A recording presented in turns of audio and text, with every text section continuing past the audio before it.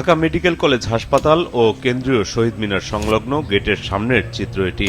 ফুটপাত দখলমুক্ত করতে ডিএমপির অভিযান শুরুর আগে যে যার মতো মালামাল নিয়ে সটকে পড়েন, যার একটা বড় অংশই ঢুকে যাচ্ছে ঢাকা মেডিকেলের ভেতরে। ফুটপাত থেকে সরিয়ে মেডিকেলের ভেতরে রাখা যে দুই একটি কাঠামো মিলছে সেগুলো জব্দ করা হয় অভিযানে। শুধু ঢাকা মেডিকেলের সামনের ফুটপাতই নয়, প্রায় একই চিত্র রাজধানীর বংশাল, উত্তরা, বঙ্গবাজার ও গোলাপশাহ মাজার এলাকাতেও।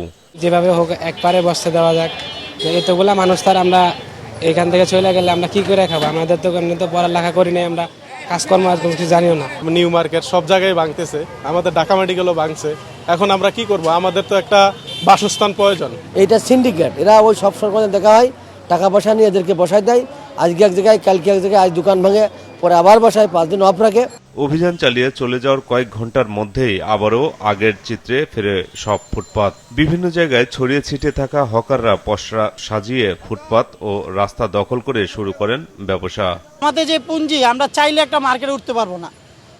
যে অ্যাডভান্স লাগে ওই অ্যাডভান্স দিয়ে আমাদের সম্ভব না। আমাদেরও দায়ভুক্ত আছে, কারণ কি আমরা রোডটা ব্লক করে ফেলাইতে, এটাও আমাদের দরকার, এটাও আমাদের ক্লিয়ার রাখা দরকার। কিন্তু আমাদের একটা করুক, একটা সাইড দিয়ে দিক, ওয়াল সাইড দিয়ে দিক, ঠিক আছে?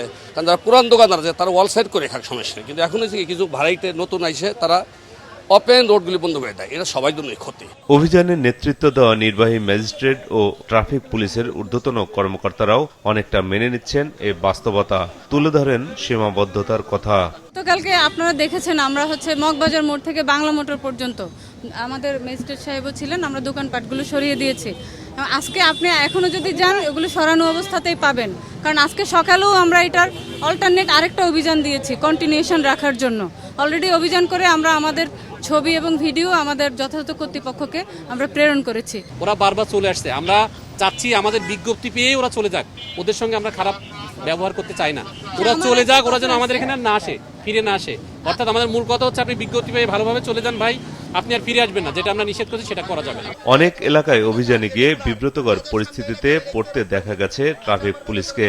রাজধানীর বিভিন্ন এলাকায় 5ই এপ্রিল পর্যন্ত চলবে পুলিশের এ অভিযান। মাহমুদুল হাসান, মাছরাঙা সংবাদ, ঢাকা।